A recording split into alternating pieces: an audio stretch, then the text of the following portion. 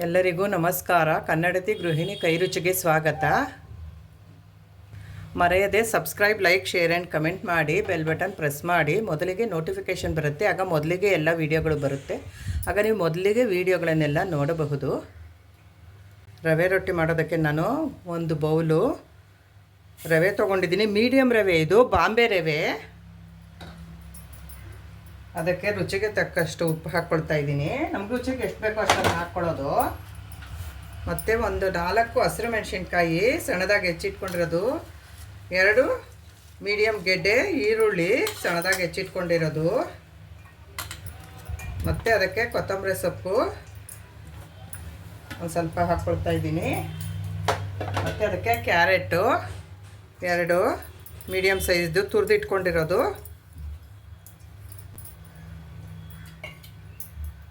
ಮತ್ತು ಅದಕ್ಕೆ ಜೀರಿಗೆ 1 ಸ್ಪೂನು,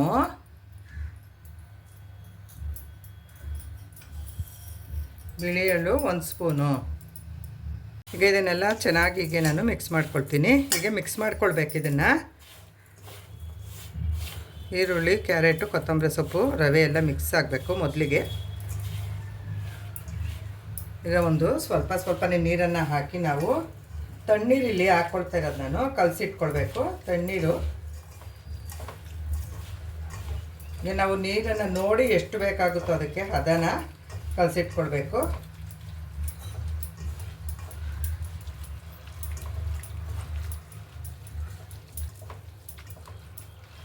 ನೋಡಿ ಈ ಹದ ಕಾದರೆ ಆಯಿತು. ಇದನ್ನು ನಾನು ಒಂದು ಅರ್ಧ ಗಂಟೆ ರೆಸ್ಟ್ ಮಾಡೋದಕ್ಕೆ ಬಿಡ್ತೀನಿ. ಒಂದು ಅರ್ಧ ಗಂಟೆ ನೋಡಿ ಅದಕ್ಕೆ ನಾನು ಕಲಸಿಟ್ಕೊಂಡಿದ್ದೀನಿ. ಒಂದು ಅರ್ಧ ಗಂಟೆ ನಾನು ಇಲ್ಲಿ ಪ್ಲೇಟ್ ಮುಚ್ಚಿ ಇಟ್ಬಿಡ್ತೀನಿ ರೆಸ್ಟ್ ಮಾಡೋದಕ್ಕೆ ಒಂದು ಅರ್ಧ ಗಂಟೆ. ನೋಡಿ ರವೆ ರೊಟ್ಟಿಗೆ ಹಿಟ್ಟು ಕಲಸಿದ್ನಲ್ಲ, ಈಗ ಚೆನ್ನಾಗಿ ರೆಡಿಯಾಗಿದೆ ಇದು. ಇದನ್ನ ತಟ್ಕೊಳ್ಳೋಣ. ಈ ಹದದಲ್ಲಿದ್ದರೆ ಸಾಕು ಈ ಥರ. ಈಗ ಇದನ್ನ ನಾನು ತಟ್ಕೊಳ್ತೀನಿ ರೊಟ್ಟಿ. ಒಂದು ಬಟರ್ ಪೇಪರ್ ತೊಗೊಂಡಿದ್ದೀನಿ, ಅದಕ್ಕೆ ಒಂದು ಅರ್ಧ ಸ್ಪೂನ್ ಎಣ್ಣೆ ಹಾಕ್ಕೊಳ್ತೀನಿ. ಅದನ್ನ ನಾನು ಹೀಗೆ ಸ್ಪ್ರೆಡ್ ಮಾಡಿಕೊಂಡು ತೊಗೊಳ್ತೀನಿ. ಹೀಗೆ ತಟ್ಕೊಳ್ತೀನಿ. ಹೀಗೆ ತಟ್ಕೊಳ್ಬೇಕು.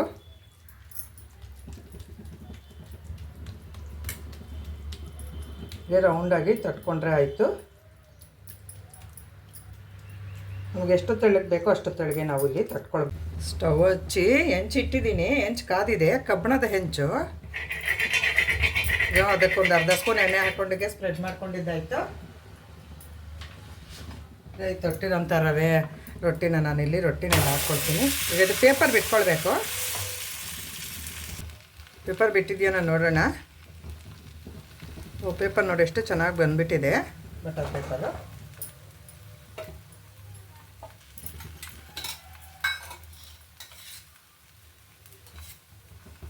ಇಲ್ಲಿ ನಾನು ಮೇಲೆ ಒಂದು ಅರ್ಧ ಸ್ಪೂನು ತುಪ್ಪನ ಹಾಕ್ಕೊಳ್ತೀನಿ. ಹೀಗೆ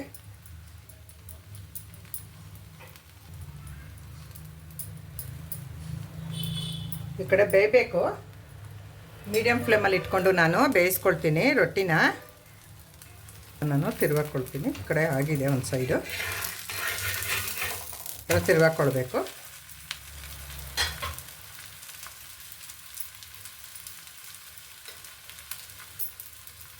ಈ ಸೈಡು ಒಂದು ಅರ್ಧ ಸ್ಪೂನು ತುಪ್ಪನ ನಾನಿಲ್ಲಿ ಹಾಕಿ ಥರ ಸ್ಪ್ರೆಡ್ ಮಾಡ್ಕೊಳ್ತೀನಿ.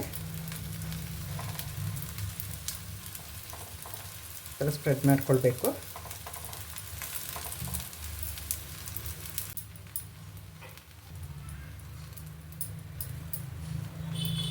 ಈ ಕಡೆ ಬೇಯಬೇಕು. ಮೀಡಿಯಮ್ ಫ್ಲೇಮಲ್ಲಿ ಇಟ್ಕೊಂಡು ನಾನು ಬೇಯಿಸ್ಕೊಳ್ತೀನಿ ರೊಟ್ಟಿನ. ನಾನು ತಿರುವಾಕೊಳ್ತೀನಿ. ಈ ಕಡೆ ಆಗಿದೆ ಒಂದು ಸೈಡು, ತಿರುವಾಕೊಳ್ಬೇಕು. ಇದಾಗಿದೆ, ಇದನ್ನ ನಾನು ತೆಕ್ಕೊಳ್ತೀನಿ.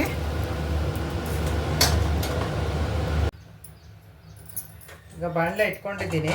ಈಗ ಸ್ಟವ್ ಹಚ್ಕೊಳ್ತೀನಿ. ಚಟ್ನಿ ಪುಡಿ ಮಾಡುವುದಕ್ಕೆ ಒಂದು ಸ್ವಲ್ಪ ಮೆಣಸಿನ್ಕಾಯಿ ಹಾಕ್ಕೊಂಡಿದ್ದೀನಿ, ಬ್ಯಾಡಗಿ ಮೆಣಸಿನ್ಕಾಯಿ.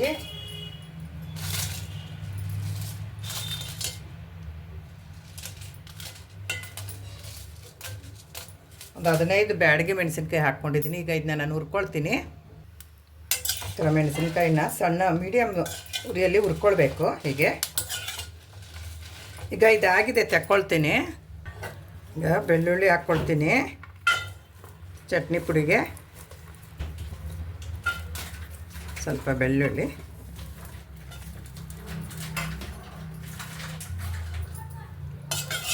ಇದನ್ನು ಹೀಗೆ ಹುರ್ಕೊಳ್ಬೇಕು ಮೀಡಿಯಮ್ ಫ್ಲೇಮ್ನಲ್ಲಿ.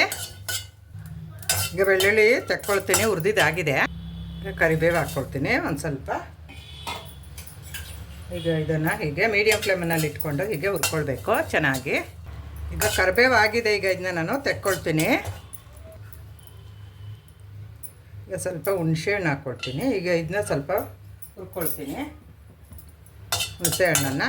ಹೀಗೆ ಈಗ ಹುಣಸೆ ಹಣ್ಣು ಆಗಿದೆ. ಈಗ ಇದನ್ನ ನಾನು ತೆಕ್ಕೊಳ್ತೀನಿ. ಇದಕ್ಕೆ ಲೋ ಫ್ಲೇಮ್ನಲ್ಲಿ ಇಟ್ಕೊಂಡಿದ್ದೀನಿ ಸ್ಟವ್ವು. ಅದಕ್ಕೆ ಒಣಕೊಬ್ಬರಿ ಹಾಕ್ಕೊಳ್ತಾ ಇದ್ದೀನಿ. ಇದನ್ನ ನಾನು ತುರಿದಿರೋಂಥ ಒಣಕೊಬ್ಬರಿನ ಚಟ್ನಿ ಪುಡಿಗೆ ಈ ಥರ ಹುರ್ಕೊಳ್ಬೇಕು. ಹೀಗೆ ಕೈ ಬಿಡೋ ಹಾಗಿಲ್ಲ, ಕಪ್ಪಗಾಗಿ ಹೋಗುತ್ತೆ. ಈಗ ಹುರ್ಕೊಳ್ತಾನೆ ಇರಬೇಕು. ಇದನ್ನು ಒಂದು 2 ನಿಮಿಷ ಈ ಥರ ಕೈ ಆಡಿಸ್ಕೊಂಡ್ರೆ ಆಯಿತು, ಹುರ್ಕೊಂಡ್ರೆ ಸಾಕು. ಈಗ ಹುರ್ಗಡ್ಲೆನ ಸ್ವಲ್ಪ ಹಾಗೆ ಬಿಸಿ ಮಾಡ್ಕೊಳ್ತೀನಿ. ಇದನ್ನು ಲೋ ಫ್ಲೇಮ್ನಲ್ಲಿ ಇಟ್ಕೊಂಡು ನಾನೀಗ ಬಿಸಿ ಮಾಡ್ಕೊಳ್ತೀನಿ. ಈಗ ಬಿಸಿ ಮಾಡಿಕೊಂಡ್ರೆ ಸಾಕು. ಲೋ ಫ್ಲೇಮ್ನಲ್ಲಿ ಇಟ್ಕೊಂಡು 2 ನಿಮಿಷ ಈ ಥರ ಬಿಸಿ ಮಾಡ್ಕೊಳ್ಬೇಕು ಲೋ ಫ್ಲೇಮ್ನಲ್ಲಿ ಇಟ್ಕೊಂಡು ಹುರ್ಗಡ್ಲೆನ. ಇದಾಗಿದೆ, ತೆಕ್ಕೊಳ್ತೀನಿ. ಒಂದು ಮೆಜರ್ಮೆಂಟ್ ಬೌಲು ಕಡಲೆಬೀಜ, ಹುರಿದಿರೋ ಅಂಥ ಕಡಲೆಬೀಜ, ಒಂದು ಮೆಜರ್ಮೆಂಟ್ ಬೌಲು ಹುರ್ಗಡ್ಲೆ, ಒಂದು ಮೆಜರ್ಮೆಂಟ್ ಬೌಲು ಒಣಕೊಬ್ಬರಿ, ಎಲ್ಲ ಒಂದು ಮೆಜರ್ಮೆಂಟ್ ಬೌಲು. ಕರೆಕ್ಟಾಗಿ ಎಲ್ಲ ಒಂದೇ ಸಮದ ಅಳತೆಯಲ್ಲಿದೆ, ಒಂದೇ ಪ್ರಮಾಣದ ಅಳತೆ. ಅದಕ್ಕೆ ಒಂದು ಸ್ವಲ್ಪ ಹುಣಸೆ ಹಣ್ಣು, ಅದಕ್ಕೆ ಸ್ವಲ್ಪ ಹುರಿದಿಟ್ಕೊಂಡಿದ್ನಲ್ಲ ಆಗಲೇ, ಅದು ಸ್ವಲ್ಪ ಬೆಳ್ಳುಳ್ಳಿ, ಒಂದು 15 ಬ್ಯಾಡಗಿ ಮೆಣಸಿನ್ಕಾಯಿ, ಅದಕ್ಕೆ ಹುರಿದಿಟ್ಕೊಂಡಿರೋಂತಹ ಕರಿಬೇವು, ಅದಕ್ಕೆ ರುಚಿಗೆ ತಕ್ಕಷ್ಟು ಉಪ್ಪು, ಹುರ್ಗಡ್ಲೆ, ಕಡಲೆಬೀಜ, ಒಣಕೊಬ್ಬರಿ, ಹುಣಸೆ ಹಣ್ಣು, ಬ್ಯಾಡಗಿ ಮೆಣಸಿನ್ಕಾಯಿ, ಬೆಳ್ಳುಳ್ಳಿ, ಕರಿಬೇವು, ಉಪ್ಪು ಇಷ್ಟು ಹಾಕಿ ನಾನೀಗ ಮಿಕ್ಸಿ ಮಾಡ್ಕೊಳ್ತೀನಿ. 1 ಸ್ಪೂನ್ ಬೆಲ್ಲನೂ ಹಾಕ್ಕೊಳ್ತೀನಿ ಇದಕ್ಕೆ ನಾನು ಮಿಕ್ಸಿ ಮಾಡೋದಕ್ಕೆ.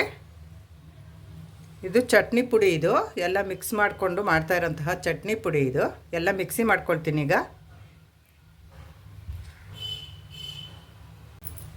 ಮಿಕ್ಸಿ ಮಾಡ್ಕೊಳ್ತೀನಿ. ಮಿಕ್ಸಿ ಜಾರಲ್ಲಿ ಹುರ್ಗಡ್ಲೆ ಹಾಕ್ಕೊಳ್ತಾ ಇದ್ದೀನಿ. ಒಂದೊಂದೆಲ್ಲ ಹಾಕ್ಕೊಳ್ತೀನಿ. ನೋಡಿ ಚಟ್ನಿ ಪುಡಿ ಮಾಡ್ಕೊಂಡಿದ್ನೆಲ್ಲ ಇಷ್ಟಾಗಿದೆ. ಅದು ಚಟ್ನಿ ಪುಡಿ ತೋರಿಸಿದ್ನೆಲ್ಲ ಹುರ್ಗಡ್ಲೆ, ಕಡಲೆಬೀಜ ಮತ್ತು ಒಣಕೊಬ್ಬರಿ ಎಲ್ಲ ಹಾಕಿ ಮಾಡಿರೋದು ಇಷ್ಟಾಗಿದೆ ನೋಡಿ ದೊಡ್ಡ ಜಾರಲ್ಲಿ. ಇದನ್ನು ನಾನು ಒಂದು ಬಾಕ್ಸಲ್ಲಿ ಹಾಕಿ ಇಟ್ಕೊಳ್ತೀನಿ. ನೋಡಿ ನಾನು ಚಟ್ನಿ ಪುಡಿನ ಈ ಥರ ಒಂದು ಬಾಕ್ಸಲ್ಲಿ ಹಾಕಿ ಇಟ್ಕೊಳ್ತೀನಿ. ಯಾವಾಗಾದರೂ ನಾವು ರೊಟ್ಟಿ ಮಾಡ್ತೀವಲ್ಲ, ರೊಟ್ಟಿ ಮತ್ತು ಚಪಾತಿ, ರಾಗಿ ರೊಟ್ಟಿ, ಅಕ್ಕಿ ರೊಟ್ಟಿ, ರವೆ ರೊಟ್ಟಿ, ಜೋಳದ ರೊಟ್ಟಿ, ಅದಕ್ಕೆಲ್ಲನೂ ಈ ಥರ ಮಾಡಿಟ್ಕೊಂಡು ನಾವು ಉಪಯೋಗಿಸ್ಕೊಳ್ಬಹುದು. ಅದ್ರ ಜೊತೆ ನೆಂಚ್ಕೊಳ್ಳೋದಕ್ಕೆ ನಾವು ಈ ಥರ ಮಾಡಿಟ್ಕೊಂಡು ಉಪಯೋಗಿಸ್ಕೊಳ್ಬಹುದು. ಇವಾಗ ಆ ಚಟ್ನಿ ಪುಡಿನ ನಾನೀಗ ಒಂದು ಸ್ವಲ್ಪ ನೀರು ಹಾಕಿ ಕಲಸಿ ತೊಗೊಂಡಿದ್ದೀನಿ. ನಾನೀಗ ಇದರಲ್ಲಿ ನಾನು ರವೆ ರೊಟ್ಟಿನ ತಿನ್ಕೊಳ್ತೀನಿ. ಚೆನ್ನಾಗಿರುತ್ತೆ. ಹೀಗೆ ಮಾಡಿ ಇಟ್ಕೊಂಡು ನಾವು ಡೈಲಿ ಏನು ಚಟ್ನಿ ಮಾಡಲೇಬೇಕು ಅಂತ ಏನಿಲ್ಲ. ಈ ಥರ ಒಂದು ಸರ್ತಿ ಮಾಡಿ ಪೌಡರ್ನ ಇಟ್ಕೊಂಡ್ಬಿಟ್ರೆ ಚಟ್ನಿ ಪುಡಿನ ಯಾವಾಗ ಬೇಕಾದರೂ ನಾವು ಈ ಥರ ರೊಟ್ಟಿಗಳು ಮಾಡಿದಾಗ ಹಾಕ್ಕೊಂಡು ತಿನ್ನೋದಕ್ಕೆ ಚೆನ್ನಾಗಿರುತ್ತೆ. ನೋಡಿ ರವೆ ರೊಟ್ಟಿ ಎಷ್ಟು ಸಾಫ್ಟಾಗಿ ಬಂದಿದೆ, ತುಂಬಾ ಸಾಫ್ಟಾಗಿ ತುಂಬಾ ಚೆನ್ನಾಗಿ ಬಂದಿದೆ. ಈ ಥರ ನೀವು ಮಾಡ್ಕೋಬಹುದು. ಈ ಮೆಥಡ್ನಲ್ಲಿ ಮಾಡಿದ್ರೆ ಈಸಿಯಾಗಿ ಮಾಡ್ಕೊಳ್ಬಹುದು.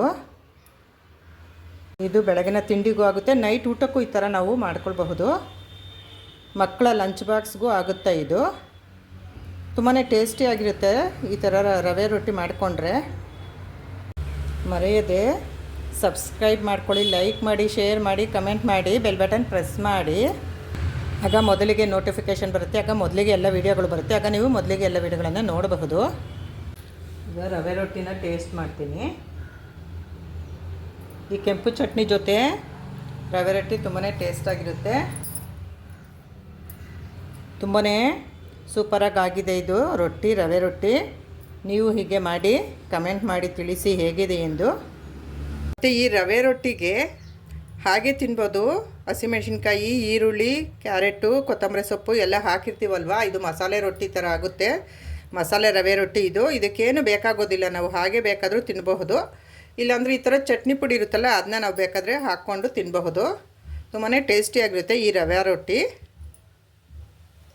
ಹೀಗೆ ಸಪೋರ್ಟ್ ಮಾಡ್ತಾಯಿರಿ. ಫ್ರೆಂಡ್ಸು ರಿಲೇಷನ್ಸ್ಗೆ ವೀಡಿಯೋಗಳನ್ನೆಲ್ಲ ಶೇರ್ ಮಾಡ್ತಾಯಿರಿ.